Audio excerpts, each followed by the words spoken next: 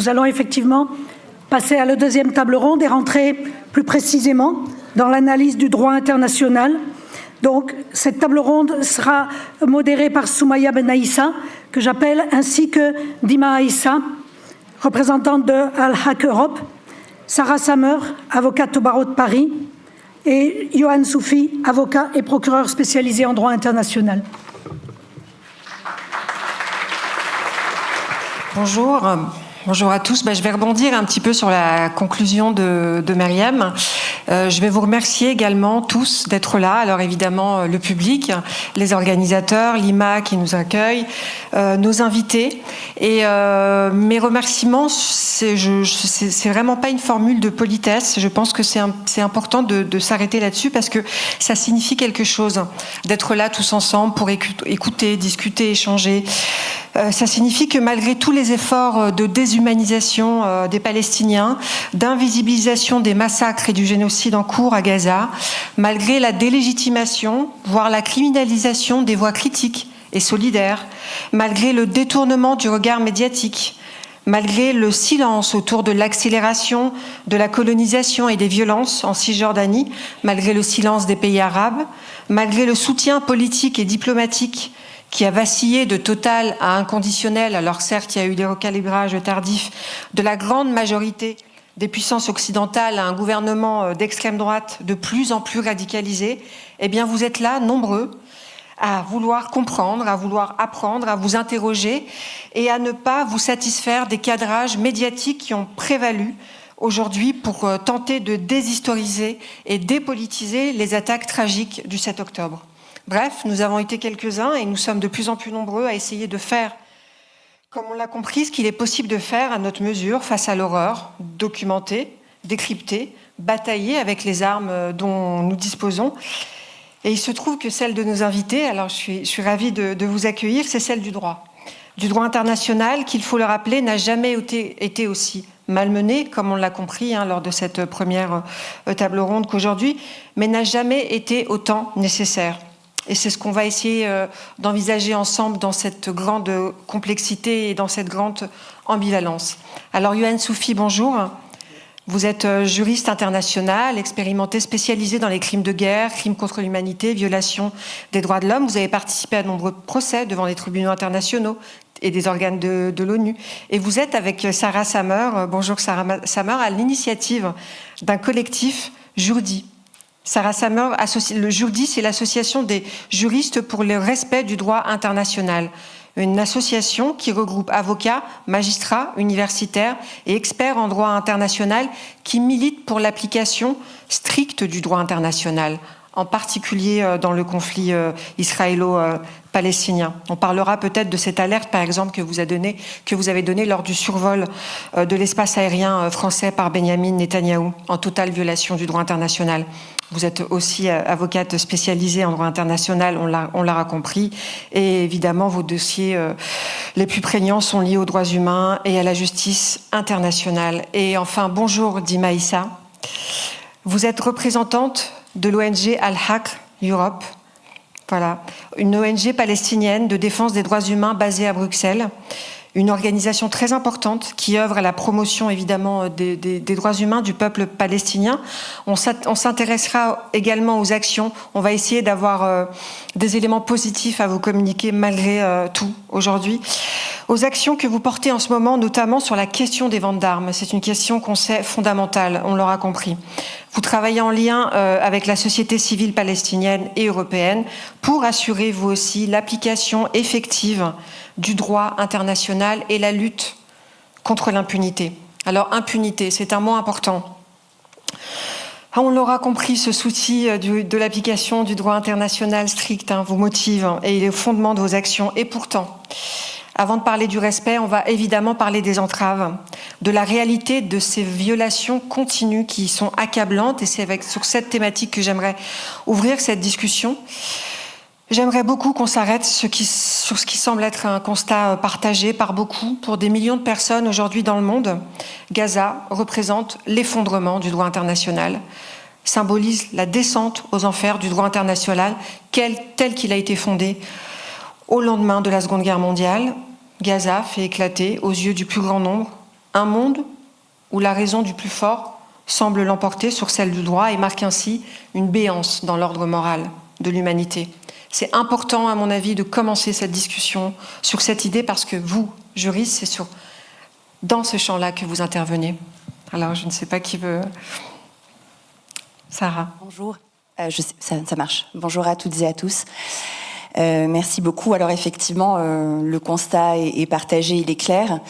Les Palestiniens sont victimes de violations systématiques généralisées de leurs droits fondamentaux depuis plus de 75 ans.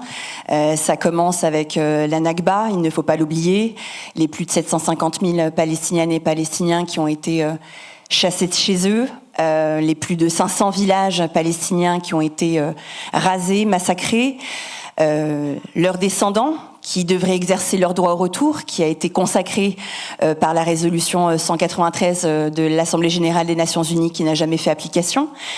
Et puis ensuite, c'est après la guerre des 6 jours, l'occupation militaire israélienne depuis 1967, qui regroupe bien évidemment une violation systématique des droits fondamentaux des Palestiniens, expropriation de leur terrain, détention arbitraire, illégale et indéfinie, sans avoir accès à un avocat, à un dossier. Ce sont les agressions verbales, les agressions physiques, les viols, les tortures, les meurtres, l'expropriation aussi des ressources naturelles qui empêchent la réelle application d'un principe, d'un droit qui est fondamental et consacré par la Charte des Nations Unies, qui est le droit des peuples à disposer d'eux-mêmes. Donc en fait, depuis 67 et l'occupation militaire israélienne, voilà, c'est quotidien pour les Palestiniens, à la fois dans la bande de Gaza, à Jérusalem-Est et en Cisjordanie. C'est après le blocus sur la bande de Gaza, bien évidemment, avec toutes les incursions militaires multiples et répétées et qui ne se sont jamais arrêtées, puisque effectivement, bien avant le 7 octobre 2023, il y a toujours eu un blocus illégal qui a été imposé maintenant depuis plus de 17 ans sur la bande de Gaza, qui empêche, enfin c'est un contrôle de l'espace aérien, terrestre, maritime, qui fait que vous ne pouvez pas sortir de la bande de Gaza sans permis, que l'ensemble des biens de première consommation sont entravés. Et c'est aujourd'hui, depuis plus de 19 mois, un génocide en cours à Gaza, qui aujourd'hui est largement documenté, que ce soit sur le plan matériel que le plan intentionnel. Donc effectivement, le constat est très triste et voilà, on le sait tous aujourd'hui. Ce qui me choque et ce qui me chagrine, en fin de compte, quand j'y réfléchis, c'est que je crois que les Palestiniennes et les Palestiniens, leur seul rapport qu'ils ont au droit international, c'est une violation constante, en fait. Ils ne connaissent pas le droit international qui doit leur bénéficier. Le droit international, en fait, c'est quelque chose qui n'a pas l'air de s'appliquer pour eux. Alors bien évidemment, on en discutera parce que il me semble que le droit international n'est pas en faillite, mais que ceux qui s'y obligent ne le font pas. Et peut-être que ça fera l'objet d'une discussion. Et je vais peut-être laisser mes collègues répondre sur ces premiers points. Dima.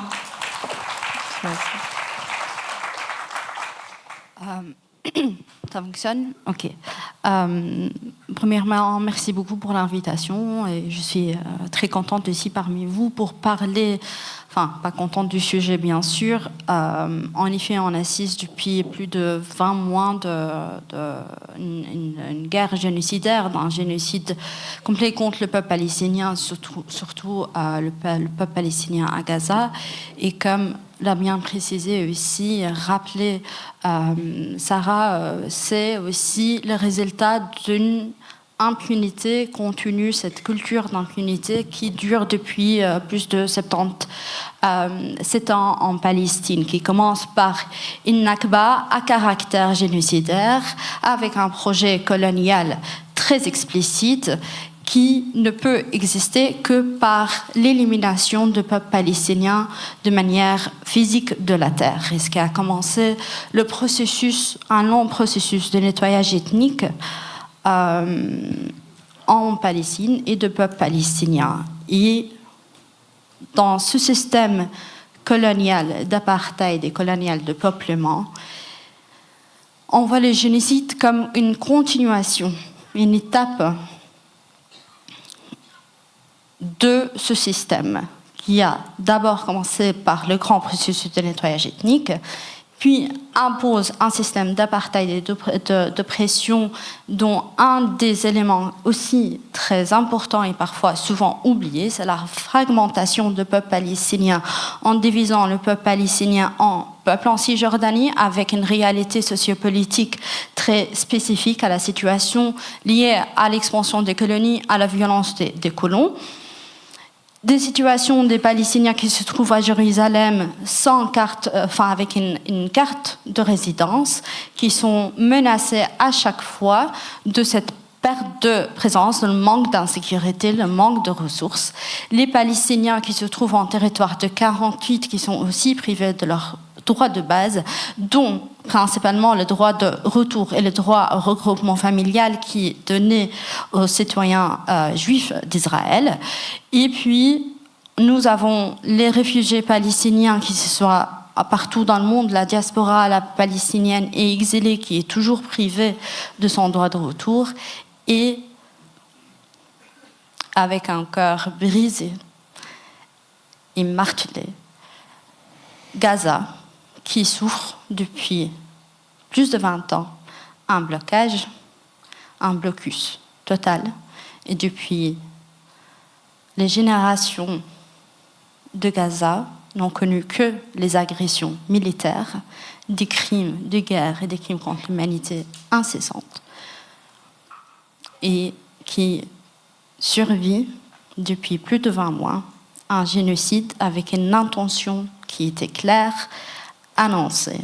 Et donc, si on revient aux médias et à la manque de volonté politique, et ici, le rôle des médias aussi internationaux, qui ont mis les intentions, qui ont détourné le droit international, qui a donné le consentement à ces génocides, et c'est grâce au peuple et aussi aux journalistes indépendants ici en Europe qu'on a pu avancer la question, qu'on n'a pas cédé aux pressions politiques et médiatiques d'accepter un génocide à nos jours. J'aimerais aussi préciser ici que ce sont aussi les organisations palestiniennes et les voix palestiniennes, d'abord aussi à Gaza, une pensée qui va aux journalistes palestiniens et à toute personne qui a documenté la situation, malgré la difficulté de publier sa propre génocide. Ce sont aussi les organisations palestiniennes qui ont alerté il y a plus de 20 ans sur la réalité d'apartheid, que la Cour de justice internationale a reconnu l'année passée, et qui ont été les premières à alerter le cas de génocide actuel à Gaza en voyant les signes et en comprenant l'intention de l'État colonial d'Israël.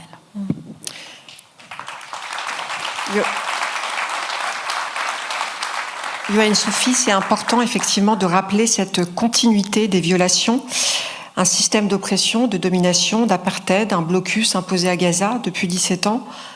Tout cela a préparé le terrain des actes génocidaires. Vous êtes d'accord avec cette...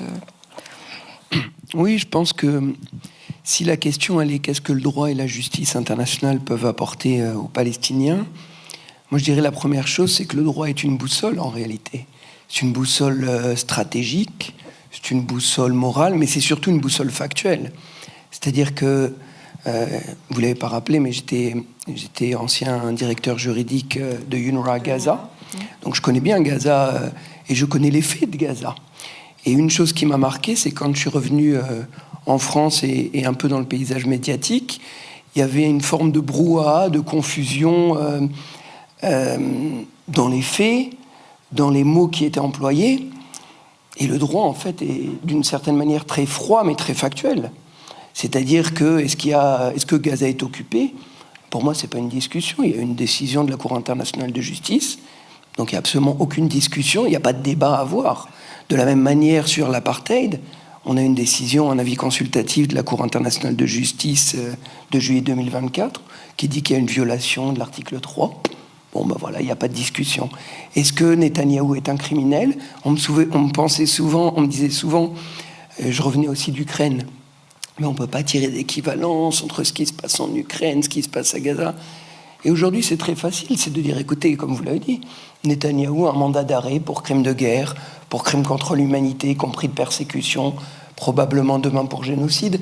Donc voilà, le droit, ce que ça permet, c'est des faits froids qui sont documentés. Sarah l'a rappelé, il y a des commissions d'enquête des Nations Unies depuis 2009 qui, de manière systématique, documentent les faits, mettent des termes juridiques dessus, et qui ensuite doivent déclencher une action politique. Mais ça permet déjà de clarifier beaucoup le débat, et c'est pour ça que moi j'invite, quand on disait mais qu'est-ce qu'on peut faire, j'invite déjà aussi la société civile à se familiariser avec ces documents, à se familiariser avec ces enquêtes, parce que ce sont des choses qui donnent une force argumentative extrêmement solide, parce que justement ça permet de repousser le débat ou les discussions d'opinion, parce qu'on n'est plus dans le domaine de l'opinion, on est dans le domaine des faits, des constats juridiques, et qui doit ensuite déclencher l'action politique ou civile. La question des faits, elle pose aussi celle des effets concrets. On y reviendrait un petit peu, mais j'aimerais qu'on s'arrête, oui, quelques minutes sur la question du langage, parce que, comme le disait un des intervenants sur le plateau précédent, la question du droit d'Israël à se défendre, par exemple, qui a été déployé très vite après le 7 octobre, ça a été quand même une manière de ne pas enterrer le droit international, c'est aussi évidemment de bien qualifier ce qui est en train de se passer. Le droit d'Israël à se défendre, ça a vraiment été, on peut parler de propagande, puisque ça a été vraiment utilisé, réutilisé, mobilisé par des acteurs politiques majeurs, et ça a eu des conséquences dévastatrices. Et aujourd'hui, 20 mois plus tard, on a au moins 6 rapports, en tout cas, au minimum 6 rapports d'entités des droits de l'homme, de défense des droits de l'homme qui documentent des génocides ou actes de génocide. Je pense à la FIDH, à Amnesty International, à Human Rights Watch, à Francesca Albanese et le travail exceptionnel qu'elle fait pour les territoires occupés. Et alors, si on les met en équivalence, d'une certaine manière, un terme qui est démonté par les juristes est totalement omniprésent, mobilisé, utilisé par les acteurs majeurs, et l'autre qui commence à être quand même la question du génocide, elle fait encore polémique. Elle a du mal à percer le mur du silence ou le mur médiatique, le mur du son médiatique. Donc comment, vous, en tant que juriste, vous traitez avec cette réalité-là ? D'abord, sur la question de la légitime défense. Alors, si un État a tout à fait le droit et le devoir de protéger ses concitoyens, user de la légitime défense au titre de l'article 51 de la Charte des Nations Unies, ça répond à des conditions particulières. Et aujourd'hui, on peut très largement le constater, ça ne rentre pas dans ce cadre-là, ni la nécessité, ni la proportionnalité est respectée. 20 mois plus tard, ce n'est pas possible. Et ce qui est plutôt important à dire, c'est que la Cour internationale de justice s'était déjà prononcée sur cette question dans un avis du 9 juillet 2004, donc c'est-à-dire il y a 21 ans, où justement, elle s'était prononcée sur la question de la légitime défense, le droit de se défendre, qui n'est pas applicable lorsque l'on est dans une situation d'occupation. Parce que je rappelle, l'État israélien est un État israélien d'occupation. Donc c'est la puissance occupante.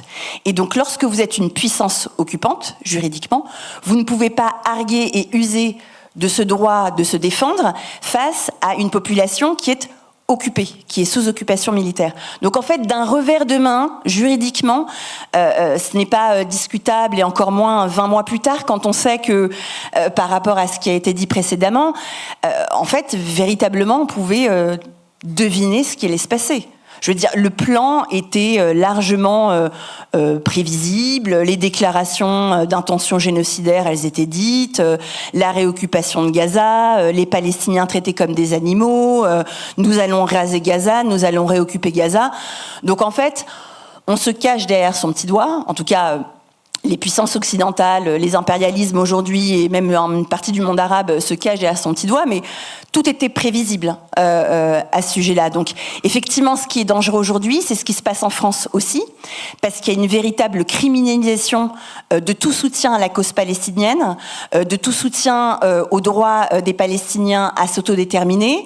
Les gens sont intimidés, diffamés perquisitionnés, mis en garde à vue. Je pense à de nombreux syndicalistes, des infirmières, des politiques, des militants et des gens comme vous et moi, un peu lambda, qui aujourd'hui sont sous le joug de cette criminalisation féroce, parce qu'en fait, il y a un narratif qui est là pour étouffer et pour blanchir en quelque sorte, vous voyez, voilà, le droit de se défendre, et encore plus, peut-être qu'on en parlera, sur cette idée qui est assez scandaleuse aussi de mettre en avant le fait que le régime israélien est une démocratie, et donc parce que c'est une démocratie, elle est aux avant-postes de la guerre, de la barbarie, contre le terrorisme, etc.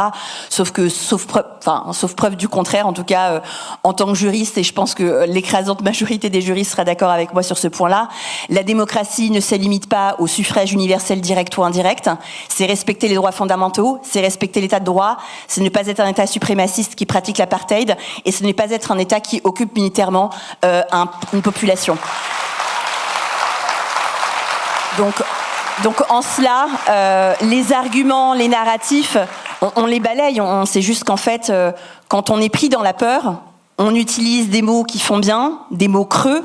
Et aujourd'hui, si on a des politiques qui encore sont en train de se diviser sur génocide, pas génocide, s'ils admettent qu'il y a un génocide, et on en reparlera juste après, ça veut dire qu'en fait, ils ont manqué à leur obligation de le prévenir. Et donc là, il y a un sujet. Donc il vaut mieux se taire pour eux.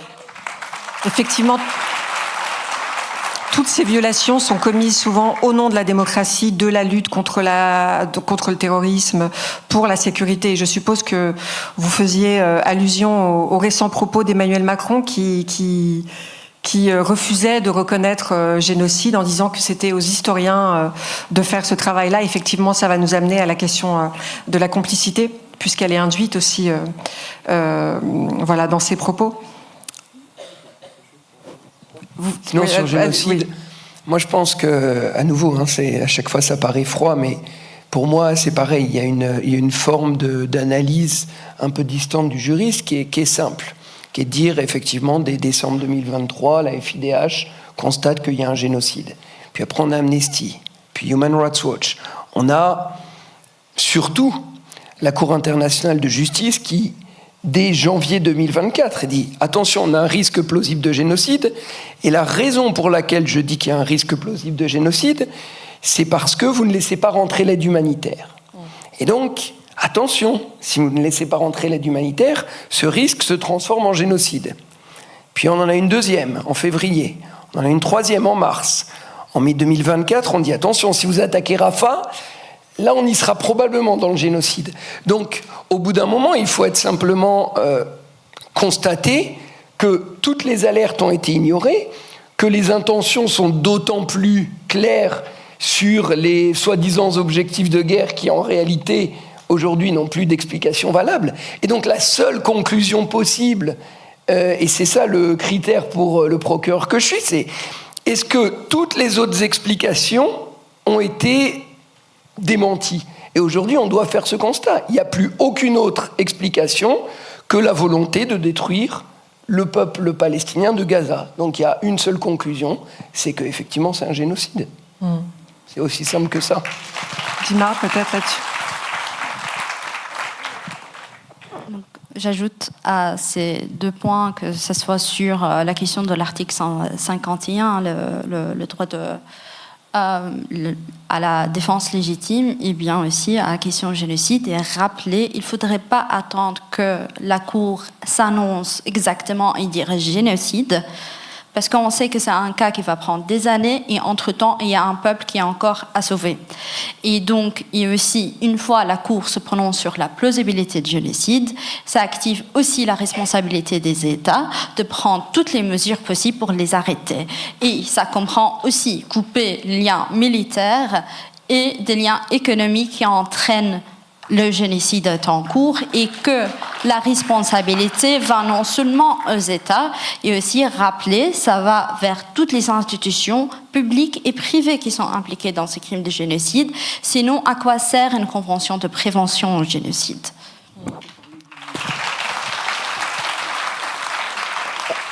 On parlait du naufrage de l'humanité, mais à quel point on en est dans notre humanité commune si maintenant le critère de déclenchement d'une action, comme ça a été dit, ou d'une indignation, c'est le génocide. Ça veut dire qu'en gros, toutes les situations où il n'y a pas de constat judiciaire de génocide, je rappelle que ça a été fait quand même que pour le Rwanda et Srebrenica et pour une infime minorité des Khmers rouges. Pour tous les autres conflits du monde, par définition, y compris en Syrie, y compris au Darfour, pour l'instant, on n'a pas de constat judiciaire de génocide. Donc, c'est un total renversement, comme ça a été dit, de tout l'esprit qui alimente non seulement la Convention de 1948, mais en réalité toutes les fondations de la structure du droit international et de la justice internationale qui ont été mises en œuvre depuis 1945. Donc, pour moi, ce qui se passe effectivement en Palestine, comme ça a été dit, c'est un effondrement des fondations morales du droit international. Pas du droit international, mais de la raison pour laquelle on l'a mis en œuvre. D'ailleurs, vous donniez... Vous citiez le Darfour. Évidemment, il y a beaucoup d'arguments reviennent pour un peu relativiser la singularité de ce qui se passe en Palestine en les comparant à d'autres massacres, d'autres atrocités, effectivement, qui ont cours dans d'autres régions du monde. On parlait du Soudan, on parle du Darfour, on parle des Rohingyas, mais il est peut-être bon aussi de rappeler qu'aucun de ces conflits, de ces massacres n'a à ce point été soutenu d'une certaine manière, et on va revenir à cette question de la complicité par les plus grandes puissances, que ce soit diplomatiquement, économiquement ou par le silence, et surtout aucun n'a valu une criminalisation à ce point, enfin terrifiante, des voix juste critiques. Donc je pense que c'est quand même bien aussi de réinscrire ça dans ce contexte-là. Oui. D'ailleurs, cet argument, il est mobilisé par ceux qui font rien, ni en Palestine, ni au Darfour, ni nulle part. Hein, donc, Oui, et ce qui différencie aussi des autres conflits, je pense que c'est important, mais c'est pour ça que c'est un petit peu étouffé, c'est la dimension coloniale.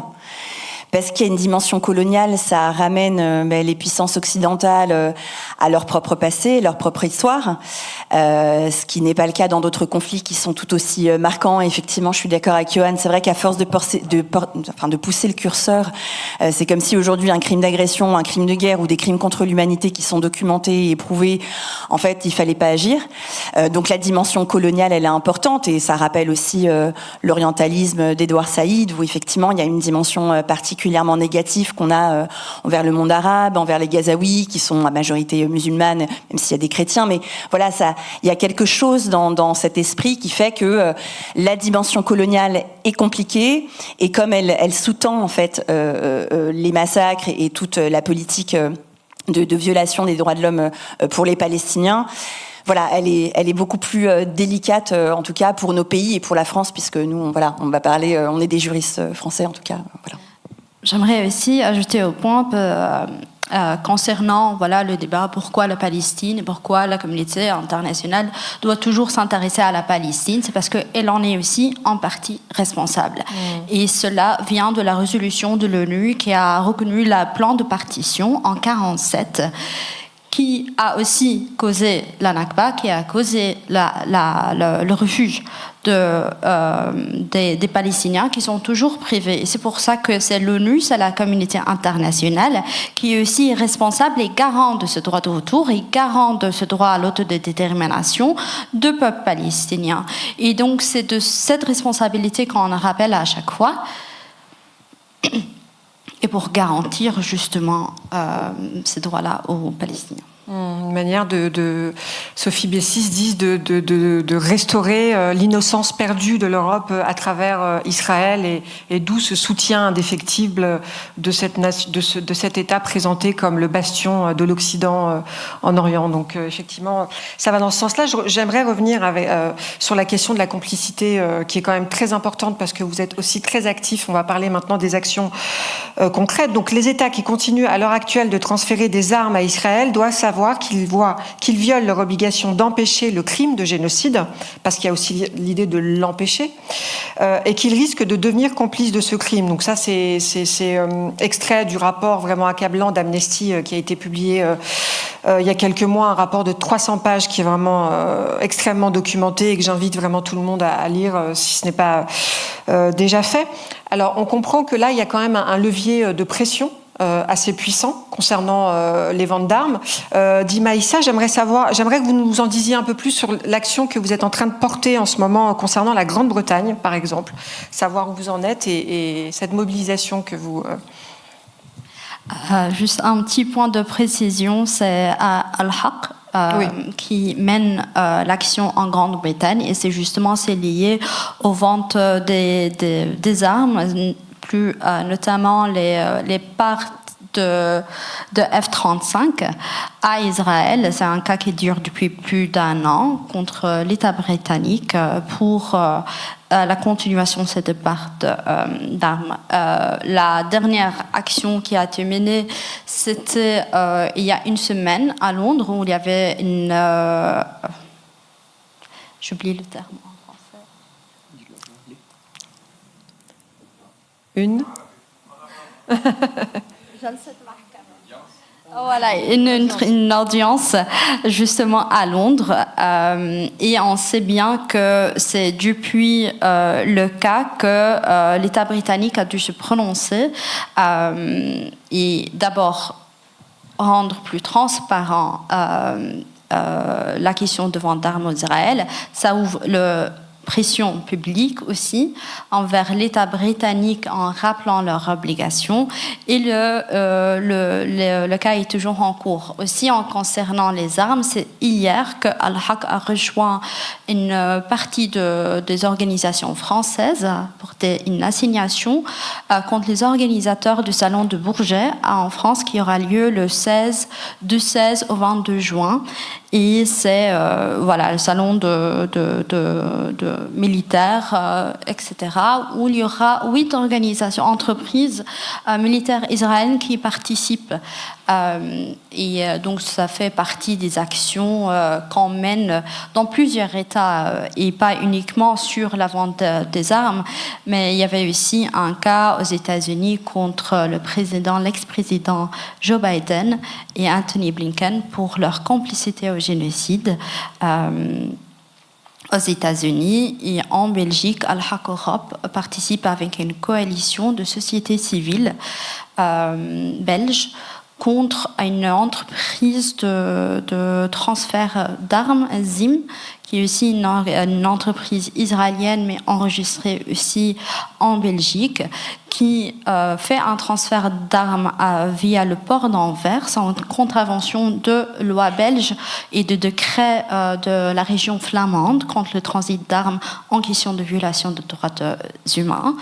Et ça a été porté en mai. Le cas est toujours en cours, mais on a aussi une bonne nouvelle, ce qu'on a appris selon la recherche d'une organisation partenaire dans cette action, Vrai des Axis, que la société ZIM ne transfère plus d'armes depuis la Belgique. Ils font le passage direct en Allemagne, mais ils ne passent plus par la Belgique après et depuis la pression qui a été menée via cette action légale.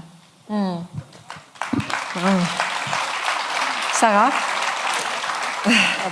avec Jourdi, vous avez beaucoup d'actions en cours. J'aimerais bien aussi que vous nous expliquiez concrètement quels moyens de pression, quels leviers dans ce contexte un peu qu'on vient de dessiner très complexe avec des effets qui se font attendre. On reparlera des décisions, des avis rendus qui sont quand même très importants par la Cour pénale internationale, la Cour internationale de justice. Il faudra quand même s'y arrêter un petit moment. Mais voilà, vos leviers, je pense notamment à vos actions concernant le survol de l'espace aérien français, par exemple. Vous avez été très, très rapide. Oui, alors j'aimerais rappeler aussi au nom de mes camarades et de mes collègues qui ont cofondé Jourdi avec Johan et moi-même, qu'on s'est constitué il y a tout juste 1 an, un peu comme un cri d'alerte dans le contexte de toutes les ordonnances de la Cour internationale de justice, que tout était parti d'une tribune qu'on avait rédigée et avec laquelle on avait essayé d'associer plus de 300 avocats, professeurs de droit et magistrats pour qu'on puisse élever nos voix, parce qu'on pensait qu'effectivement la parole des juristes était assez timide, voire très timide dans la situation dramatique. Et Jurdi, en fait, a agi sur 2 leviers. On a 2 activités principales.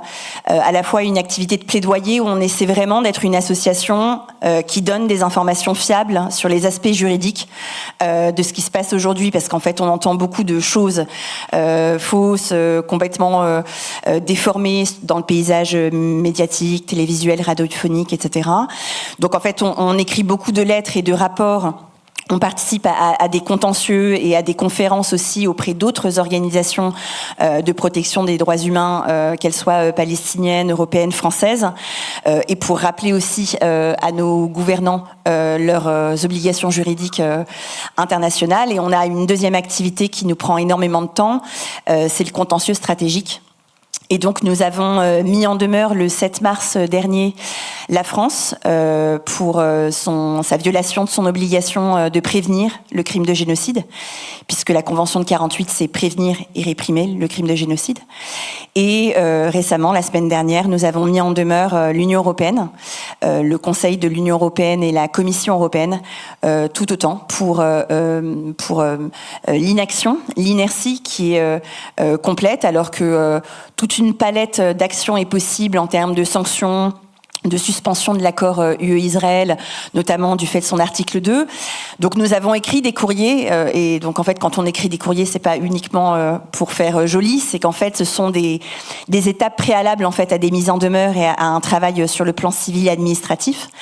Et donc en fait on travaille à la fois avec les membres du bureau et les membres du conseil scientifique dont Johan et moi faisons partie, et nous avons organisé aussi avec nos camarades des pools d'avocats par spécialité, droit pénal international, droit administratif, droit des affaires, droit pénal et droit asile, droit des étrangers, parce que je reçois aussi personnellement beaucoup de demandes d'évacuation de la part d'étudiants gazaouis, et pour lequel je n'ai aucun levier juridique, contrairement à d'autres familles qu'on avait réussi à faire évacuer. Donc voilà, donc Jurdi, en fait, c'est un peu créé dans l'urgence. On tente de faire notre possible et on est vraiment déterminés pour utiliser tous les moyens qui sont en notre possession, et le droit, puisque le droit est là, et que moi je veux insister, comme le disait Johan, on a une lecture un petit peu très froide et des choses, mais le droit est là, il n'est pas mort en fait. Ce sont les États qui n'agissent pas et qui ne respectent pas leurs obligations.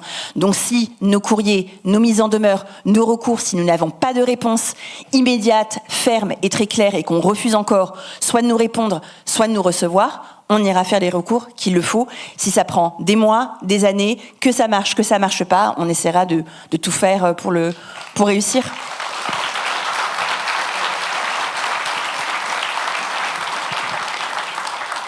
Oui, je pense que l'idée de Jurdi, elle est venue aussi d'un sentiment qui est partagé dans la salle, qui est un sentiment d'impuissance par rapport à ce qui se passe.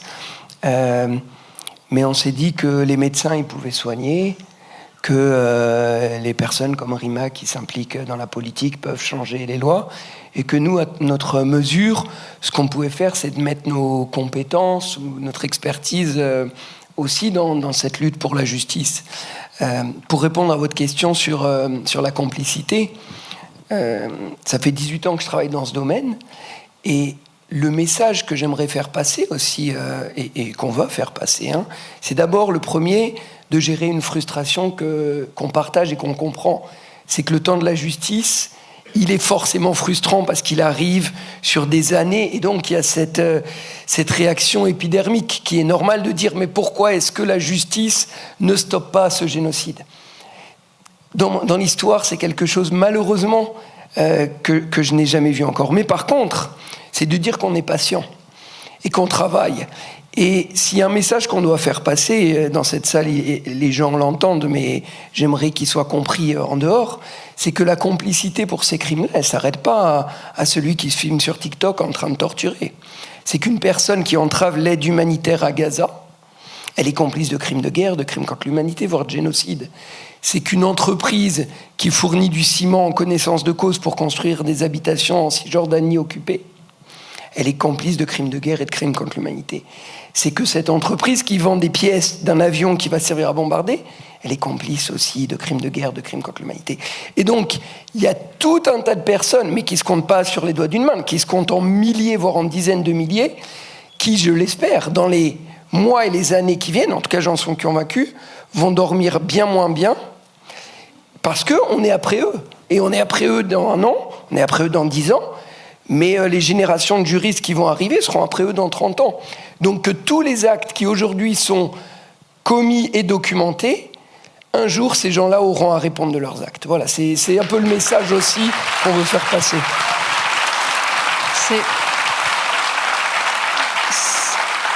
C'est une manière de dire aussi, par rapport à cette frustration, effectivement, donc, que vous pointez très justement, que les décisions, les avis de la Cour internationale de justice, de la Cour pénale internationale, qui ont quand même eu lieu, qui ont eu cours ces 20 derniers mois, on a tendance effectivement à se dire, mais pourquoi elles sont sans effet ? Quand est-ce que ça va, produire quelque chose ? Ce qu'on comprend quand même, c'est que en réalité, ces décisions en elles-mêmes sont déjà des avancées. Sont déjà des actes qu'il faut quand même dont il faut prendre la mesure, c'est un peu ça.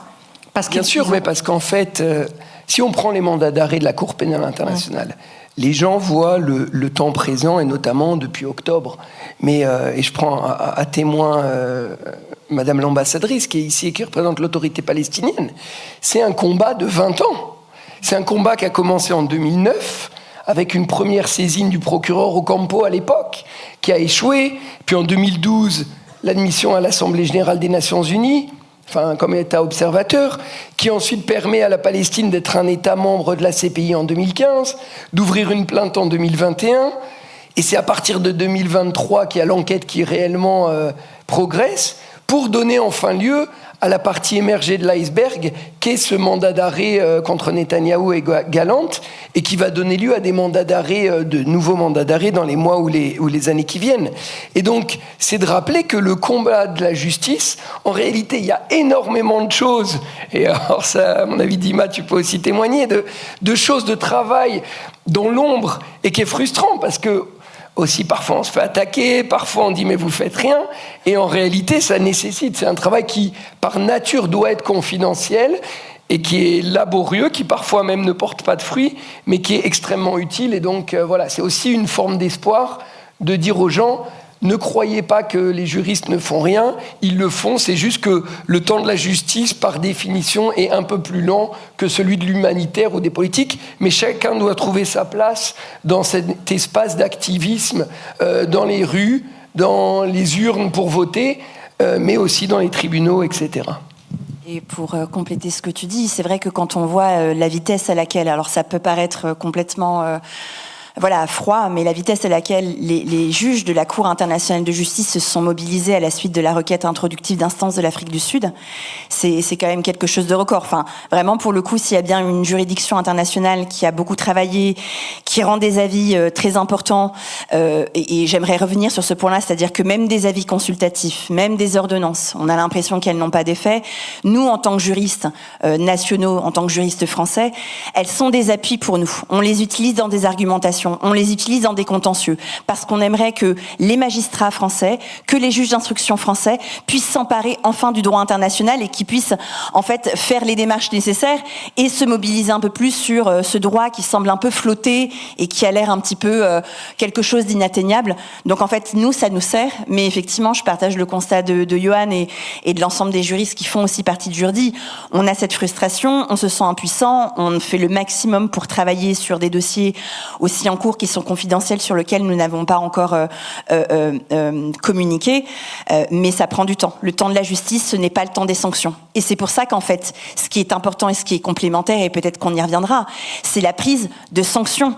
Ça, le temps politique, il est immédiat. S'il y a des sanctions qui sont prises sur l'accord UE-Israël, s'il y a des sanctions qui sont prises contre des personnes morales et des personnes physiques qui sont dans les listes de la Commission européenne, s'il y a un arrêt du survol des accords Skies en Europe, où M. Benyamin Netanyahou pouvait tranquillement survoler l'espace aérien français pour se rendre aux États-Unis, si on fait ça, en fait, on fait comme ce qu'on a fait avec la Russie. Avec la Russie, quand il y a eu le crime d'agression contre l'Ukraine, on ne s'est jamais mobilisé, nous, Européens, pas nous personnellement, mais nous Européens, parce que j'estime qu'on est tous un petit peu responsables, de manière assez rapide pour prendre une palette de sanctions très très fortes à l'encontre des personnes politiques, des personnes morales, de tous les oligarques qui soutenaient le régime russe.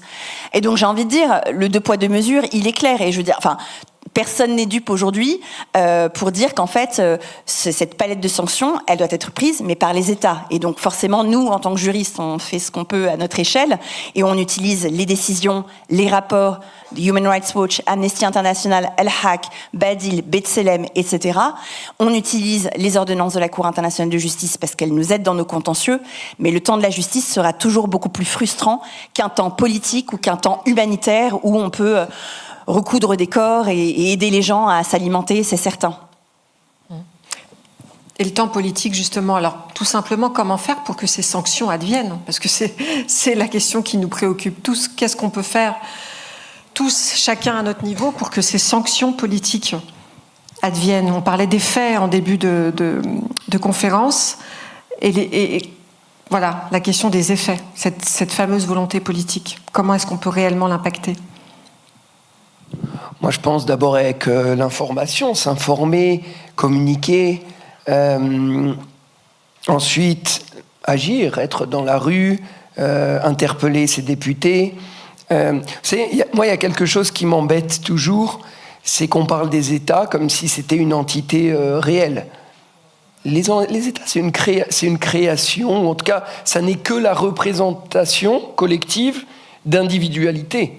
Et donc, avec notre bulletin de vote dans les démocraties, avec notre voix, avec nos comptes Twitter ou Instagram, on a une forme d'action politique. Vous savez, il y a souvent, pour ceux qui connaissent ce proverbe du colibri, vous savez, il y a un immense feu de forêt, il y a tous les animaux qui regardent ce feu de forêt détruire tout, puis il y a un colibri qui apporte une petite goutte d'eau, et tous les autres animaux lui disent « Mais qu'est-ce que tu fais? T'es ridicule !» Et le colibri dit « Je fais ma part ». Et voilà, à mon avis, c'est ça, moi, le message que je veux faire passer, c'est que on a tous notre part à faire.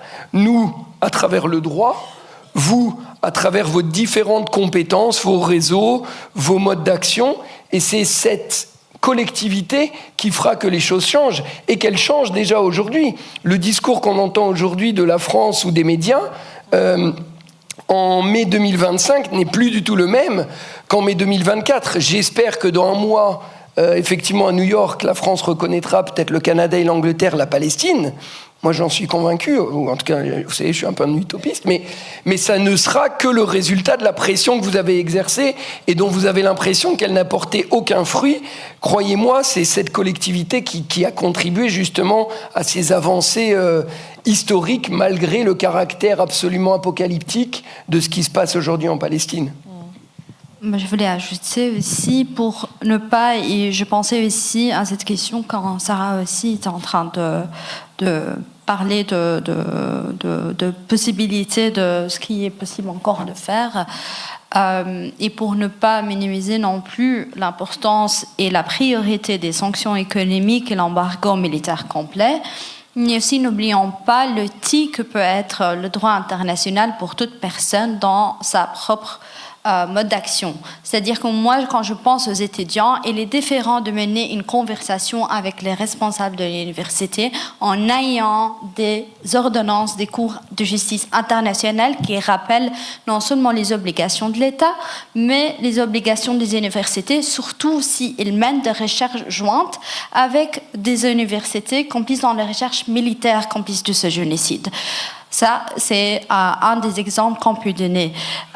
C'est aussi rappeler aux militants dans la rue, dans les organisations qui font face à l'oppression qui existe, que ce soit en France ou partout en Europe en ce moment, que le droit est l'état de droit national, mais le droit international aussi les protège parce qu'ils défendent.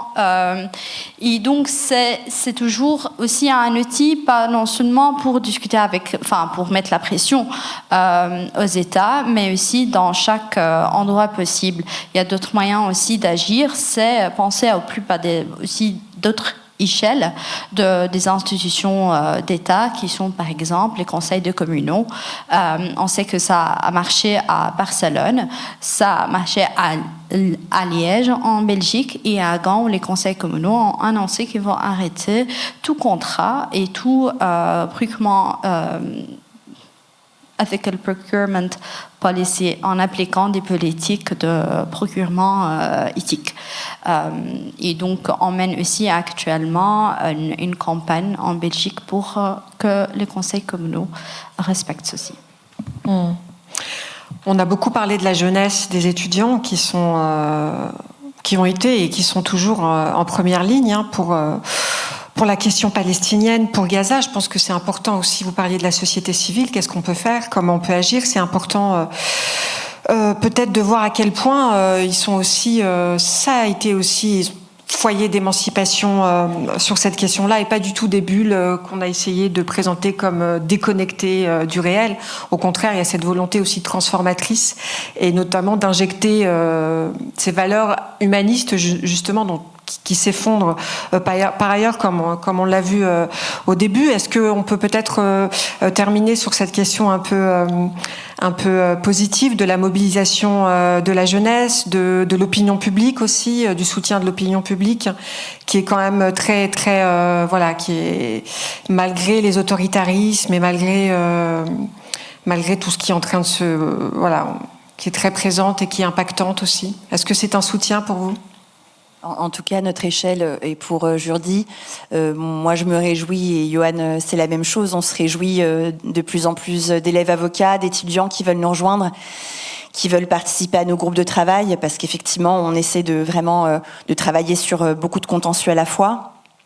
Donc, moi, je vois qu'il y a une mobilisation de jeunes gens, d'élèves avocats, de juristes, qui est de plus en plus nombreuse, donc je ne peux que m'en féliciter. Voilà ce que je peux vous dire du côté de Jurdi. Voilà. Bon, le changement de l'opinion publique, j'étais en Palestine en août 2024 et c'était la première fois que j'y retourne depuis le début du génocide. Et après tant de mois de mobilisation et d'inaction en Europe, j'étais démoralisée. Et puis j'ai vu l'effet que ça a fait à mon entourage en Palestine quand il parlait de changement de l'opinion publique. Surtout aussi voir la jeunesse se mobiliser parce que c'est ici l'avenir des pays européens et voir qu'il y a quand même une grande partie de population qui a bien appris les leçons de l'histoire. On ne permet pas un génocide de continuer, non seulement pour sauvegarder le peuple palestinien, mais aussi pour sauvegarder notre humanité. Il y a toujours de l'espoir, hein, on continue et justement c'est en ayant de plus en plus de personnes qui sont engagées.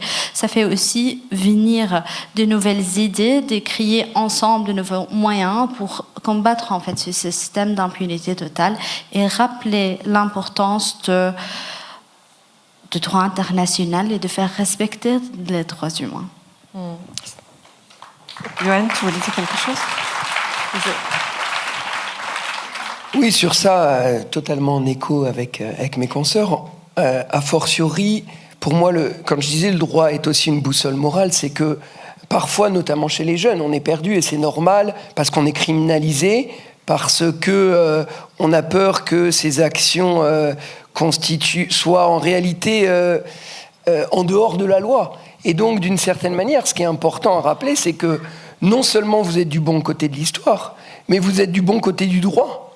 Et donc, en réalité, c'est pas vous les criminels. Vous ne faites que défendre les principes que vos aïeux, qui aujourd'hui vous criminalisent, à cause de ces doubles standards qu'on a évoqués tout à l'heure, en réalité, retournent contre vous. Mais vous êtes du bon côté de l'histoire.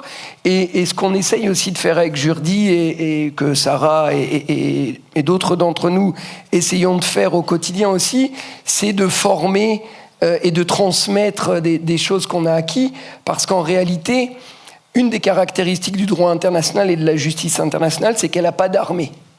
Et donc, alors qu'un État ou la police, l'armée pour mettre en œuvre ces décisions. Nous, on n'a pas d'armée. Mais en réalité, on a des millions de soldats. C'est les avocats, les procureurs, les gens qui se mobilisent partout dans le monde, et peu importe d'ailleurs leur nationalité, etc.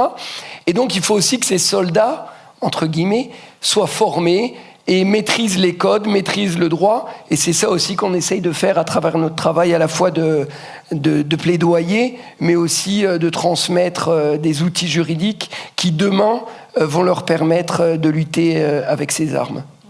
Le vous êtes du bon côté de l'histoire m'inspire une dernière question. Je crois qu'on a encore quelques minutes, puisqu'on a quand même parlé beaucoup d'histoire, de morale aussi, et on a fait référence à la saisine par l'Afrique du Sud de la Cour internationale de justice. Est-ce que ce moment-là dit quelque chose de l'histoire, comme on a pu un peu le lire? Est-ce que c'est paradigmatique de quelque chose qui a à voir avec cette... On l'espère évidemment, bien sûr, au moment où nous parlons, les bombardements continuent. Il y a un blocage d'aide alimentaire à Gaza, donc on est quand même... C'est avec beaucoup de froideur, comme vous disiez tout à l'heure, qu'on a quand même cette discussion. Il faut rester un peu... Est-ce que ça dit quelque chose de ce qui est en train d'advenir, qui pourrait être une transformation aussi de cette arme qu'est le droit international, ou en tout cas de cette mise à disposition, ou de cette confiscation presque de cet outil, par ceux qui aujourd'hui disent « nous sommes du bon côté de l'histoire », qui ne sont pas ceux qu'on attendait être du bon côté de l'histoire? Oui, moi je pense, et je l'observe, je l'observe tous les jours dans mon travail, je l'observe à Genève, je l'observe à New York, où il y a un vrai changement de paradigme, où aujourd'hui des États, il faut quand même rappeler l'Afrique du Sud, il n'y a pas si longtemps, voulaient sortir de la CPI pour protéger al-Bashir pour les crimes au Soudan, donc l'hypocrisie, elle est quand même aussi de tous les côtés, mais il y a un vrai changement de l'histoire parce que c'est ces États du Sud, la Palestine, l'Afrique du Sud, c'est symbolique quand même. C'est l'apartheid, mais c'est aussi un pays qui n'a a priori rien à voir avec le Moyen-Orient, c'est pas un pays musulman, etc. Donc c'est bien que ça a une symbolique et que la Palestine représente, comme ça a été dit, quelque chose de beaucoup plus universel que simplement le combat en Palestine. Mais maintenant, il faut aussi que ça se transforme dans les actes. C'est-à-dire qu'il faut que demain, pour que le droit international continue à prospérer, que ces États qui, aujourd'hui, l'utilisent à la Cour internationale de justice, à la CPI, demain aussi, on dit en anglais, mettent leurs actes où sont leurs paroles. C'est-à-dire qu'aujourd'hui, on le voit, les États-Unis se désengagent totalement de l'ONU, des cours internationales, ne financent plus rien, ne financent plus les ONG, et c'était traditionnellement les États-Unis et les États occidentaux qui étaient derrière ces financements. Et donc, l'argent, c'est quand même le nerf de la guerre. Et donc, demain, il faut aussi que ces États... moi, je suis franco-algérien. Il faut que l'Algérie, il faut que des États du Sud rejoignent la Cour pénale internationale, financent aussi des programmes de justice, mais ce qui nécessite aussi d'appliquer des principes universels et pas de faire la même chose que font les Européens, c'est-à-dire des principes à géométrie variable. Merci.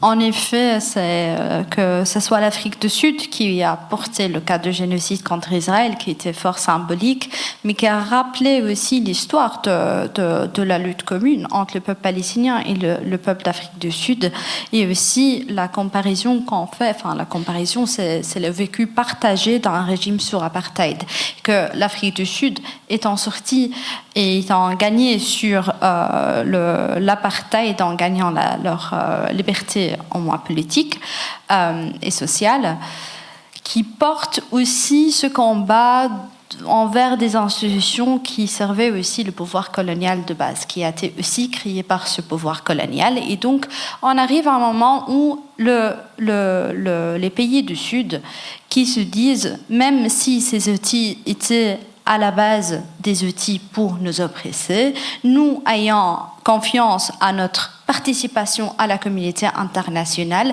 à une communauté internationale qu'on veut déconstruire de cette violence coloniale et de ce contenu en fait de la réalité coloniale et de pouvoir surtout venant des pays occidentaux. on va utiliser aussi comme moyen pour rappeler notre humanité commune, pour rappeler à tous les États la responsabilité. Et c'est pas d'ailleurs étonnant que ce soit aussi des pays du Sud, en majorité, qui ont créé le groupe de l'AE, The Hague Group, pour faire respecter et pour rappeler tous les États à mettre fin aussi à l'occupation, au système d'apartheid et au génocide pour bien faire respecter le droit international et offrir aux Palestiniens leurs droits. Et donc, ça se continue en fait dans une continuité d'histoire aussi de combat décolonial. Merci. Oui, Sarah, je suis complètement d'accord avec mes deux confrères et consoeurs. Effectivement, c'est très symbolique que l'Afrique du Sud ait porté cette requête introductive sur le génocide à Gaza. Et c'est important aussi que les États dits du Sud, même si c'est un peu caricatural, s'emparent des outils. Et c'est ce qu'on voit aussi avec l'Assemblée générale des Nations Unies, avec la prise de sa résolution du 18 septembre 2024, qui demande très clairement une mise en application de l'avis consultatif qui a été rendu par la Cour internationale de justice le 19 janvier 2024, avis historique qui reconnaît l'occupation illégale d'Israël, la colonisation, la violation de la Convention internationale d'élimination de la discrimination raciale, de la politique d'apartheid, etc. Donc, et on sait bien, et l'État de Palestine, et ça a été aussi sa stratégie, et c'est ce que dit très bien Insa Frezaghi, notre amie et consoeur qui fait partie de Jurdi, qui a consacré aussi pas mal d'années de sa vie sur sa thèse, sur tous les mécanismes internationaux que l'État de Palestine a réussi à prendre, à essayer d'embrasser en fait la voie du droit international, beaucoup plus que certains États dits démocratiques dans le monde aujourd'hui, pour justement essayer de se normaliser et de faire, de suivre cette boussole du droit international. Donc c'est très important que les États, les anciens États colonisés s'emparent de ces outils-là, qui puissent participer aussi, parce qu'effectivement il faut aussi une prise de responsabilité. Ça coûte de l'argent, ça coûte, c'est du budget, c'est de la technique qu'il faut mobiliser. Et juste pour terminer, on parlait tout à l'heure du tribunal Russell pour la Palestine. Je sais que c'est pas très mis en lumière aujourd'hui, mais il y a le Gaza Court qui a été mis en place et qui est lancé par Richard Falk, ancien rapporteur des Nations Unies pour les territoires palestiniens occupés. Nous, on va essayer avec Jurdi, on est en contact avec Richard pour essayer d'y participer dans les mois qui viennent, mais ce tribunal Russell sur la Palestine aujourd'hui existe pour Gaza, ce serait le Gaza Court, et je sais qu'il travaille énormément et beaucoup pour essayer de tenir des audiences et pour documenter tout ce travail. Donc j'espère que ce soit Blast, Luma et d'autres journaux, que vous saurez mettre en lumière aussi cette belle initiative du Gaza Court. Merci encore. On le fera. Merci Sarah Samer. Johan, un dernier mot, on a quelques secondes. Oui, non, juste pour conclure, en réalité, le droit international, c'est juste une alternative à la force. Hein. Et donc, moi, ce qui se joue, à mon avis, en Palestine aujourd'hui, pour l'humanité, hein, d'une certaine manière, sans être trop grandiloquent, c'est un modèle de société internationale. C'est soit on choisit le droit, soit on choisit la violence. Et si on détruit le droit, eh ben, c'est toute l'humanité qui y perdra, parce que c'est un monde de violence, et c'est celui qu'aujourd'hui, on se voit se dessiner. Et c'est à cause de la Palestine notamment, parce que ce changement, on a parlé de l'Ukraine, on a parlé de la Palestine, il date vraiment de la Palestine, et c'est en cela que la Palestine est un peu l'étalon du droit international et de l'humanité. Boussole envers et contre tout. Merci. Dima, un dernier mot pour conclure. On garde l'espoir, on garde l'action, et je profite de ce moment juste aussi pour rappeler une demande venant de la Palestine pour appeler à un convoi humanitaire diplomatique à Gaza d'une manière immédiate et urgente pour sauver les Palestiniens de la famine délébrée. Appel entendu. Merci. Merci à tous. Merci Sarah Samer, merci Dima Issa et merci Yoann Sophie.